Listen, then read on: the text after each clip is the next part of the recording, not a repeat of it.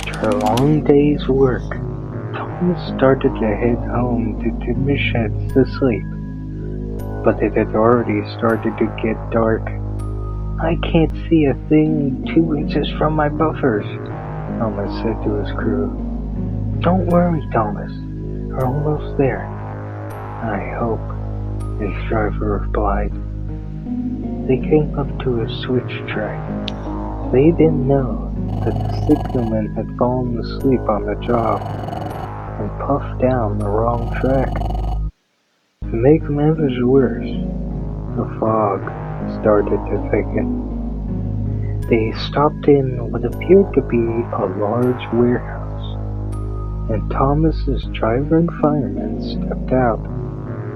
"We're going to go see if they have directions home, or at least shelter until this fog clears." "Don't go anywhere," the fireman told Thomas. "Not like I can," Thomas told himself as they walked away. But then he noticed something. It almost looked like an engine.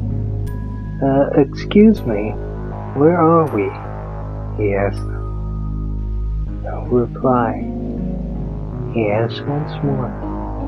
"Are you deaf? I asked where we are." Thomas started to get angry. But just then, the fog started to lift, and he got a good look at the engine he was talking to.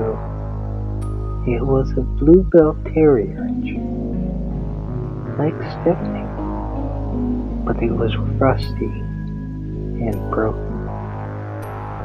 Thomas couldn't help but feel bad for this engine. He then heard what sounded like the puffing of an engine. He looked around. Nothing. The puffing grew louder and louder. Then it was accompanied by a shrill whistle and screaming.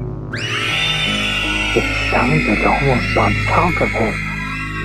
Then there was a big crash, then silence. When Thomas opened his eyes, he noticed something. The engine now had a face. It looked old and frail. Then it spoke. "You," it began. "You replaced me." Thomas was confused. "Replaced you? How?" "I used to work that line before you," it answered. "But I crashed into the station, killing my passengers and myself, and I got replaced by a damn tank engine. You caused this on yourself." "What did I do?" Thomas stammered, shook from funnel to footplate. "You did this to yourself," it shrieked, louder and louder, and then it was replaced by manic laughter. Its face began to twist into a vile smile. Then its face began to slip off until Thomas' driver woke him up with a start. "Whoa, Thomas, you look like you've seen a ghost. Let's just get out of here," Thomas whimpered, and they set back off for home.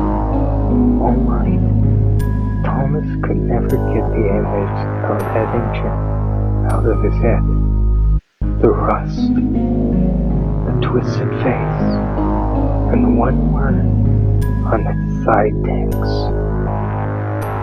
Ffarqhaur.